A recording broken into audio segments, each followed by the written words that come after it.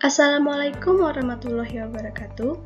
Halo semuanya, saya Elvia Febrina, NIM D1A020219 dari kelas C Program Studi Agroekoteknologi Fakultas Pertanian Universitas Jambi.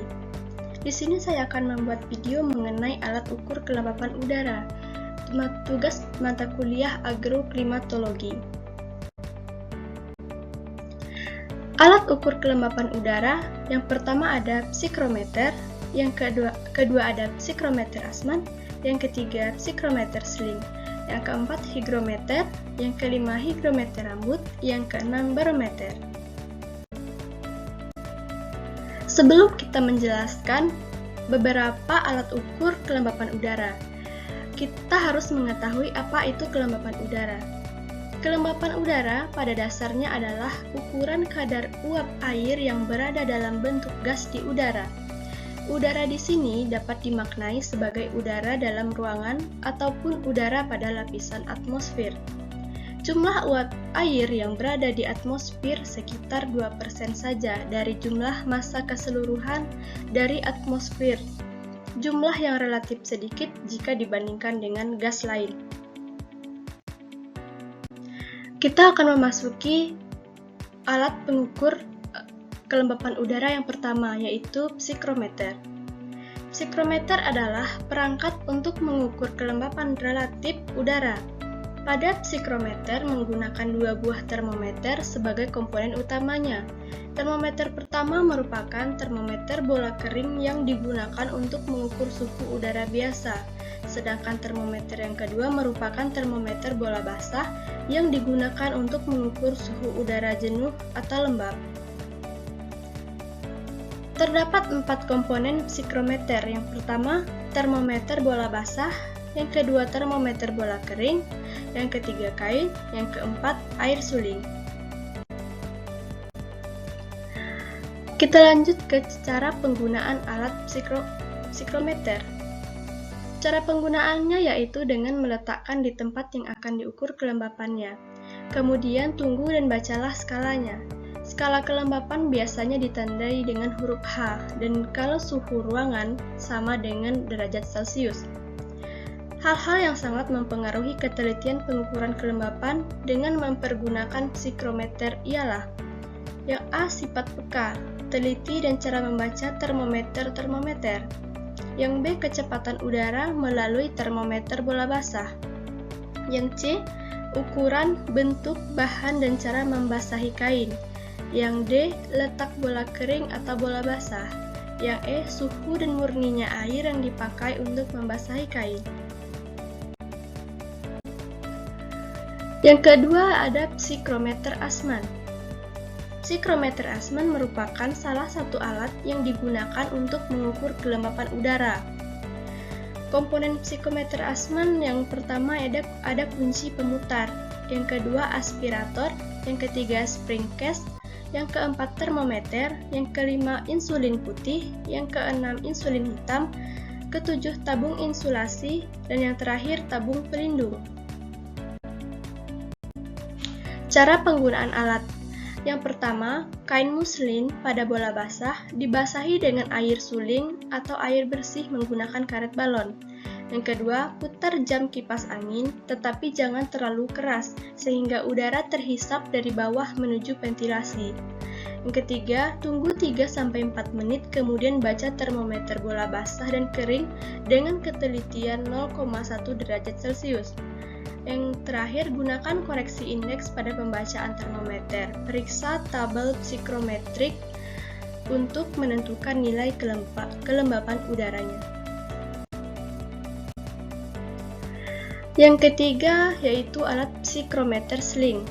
Psikometer whirling atau psikometer Schilling adalah salah satu alat untuk mengukur kelembapan udara. Berbeda dengan psikrometer yang diletakkan di sangkar meteorologi, psikrometer Schilling ini dapat dibawa kemana-mana, misalnya dalam pengukuran kelembapan udara di daerah-daerah pegunungan atau daerah yang digunakan sebagai tempat-tempat penelitian. Cara penggunaan alatnya yaitu, cara kerja alat ini, gagang seling dipegang erat, kemudian putar searah jarum jam selama kurang lebih 30 detik. Maka termometer akan menunjukkan suhu basah dan kering. Selisih antara suhu basah dan kering akan menentukan kelembapan udara pada saat suhu diukur. Kemudian hygrometer. Hygrometer adalah perangkat untuk menentukan kelembapan atmosfer yang dapat menunjukkan kelembapan relatif, persentase kelembapan di udara, kelembapan mutlak atau jumlah kelembapan, atau keduanya.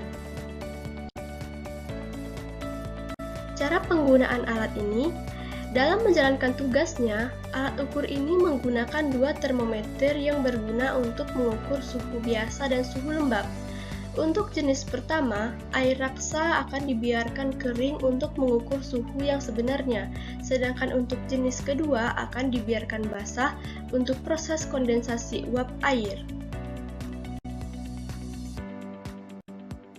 Kemudian hygrometer rambut. Hygrometer rambut adalah sebuah alat pengukur kelembapan udara dengan satuan persen yang menggunakan prinsip muai, panjang rambut di mana rambut akan memanjang ketika kelembapan udara bertambah. Bagian-bagian hygrometer rambut yang A ada skrup pemegang yang berkedudukan tetap, kemudian sekelompok rambut manusia yang telah dibersihkan, tangkai bergerigi, pegas atau per, roda bergerigi, jarum penunjuk, skala lembab udara relatif. Cara penggunaan alatnya yaitu hygrometer rambut adalah didasarkan atas sifat rambut manusia yang telah dibersihkan. Rambut tersebut kemudian akan menjadi panjang kalau nilai lembab udara bertambah besar dan akan menjadi pendek kalau nilai lembab udara berkurang. Namun, untuk mengalami perpanjangan atau perpendekan secara akurat, rambut sebagai sensor memerlukan waktu sekitar 3 menit. Gerakan memanjang atau memendek rambut tersebut kemudian disalurkan ke sebuah tangkai bergerigi atau pengganti engsel, baru dihubungkan dengan roda bergerigi yang menyatu dengan jarum penunjuk yang berputar di atas skala lembab udara relatif. Kemudian ada barometer. Barometer adalah sebuah alat yang digunakan untuk mengukur tekanan udara. Barometer umumnya digunakan dalam peramalan cuaca, di mana tekanan udara yang tinggi menandakan cuaca yang bersahabat, sedangkan tekanan udara rendah menandakan kemungkinan badai.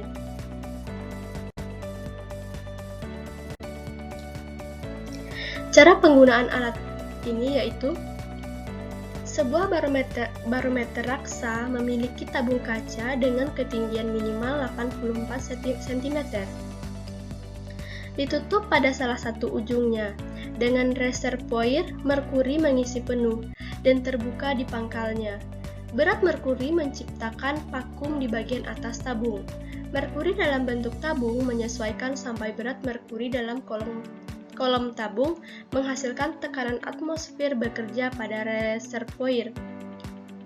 Barometer bekerja dengan menyimbangkan berat merkuri dalam tabung gelas terhadap tekanan atmosfer, sama seperti satu set timbangan. Jika berat merkuri kurang dari tekanan atmosfer, tingkat merkuri dalam tabung gelas naik. Jika berat merkuri lebih dari tekanan atmosfer, tingkat merkuri jatuh atau turun. Itulah tadi penjelasan mengenai beberapa alat pengukur kelembapan udara. Sekian dari saya. Wassalamualaikum warahmatullahi wabarakatuh.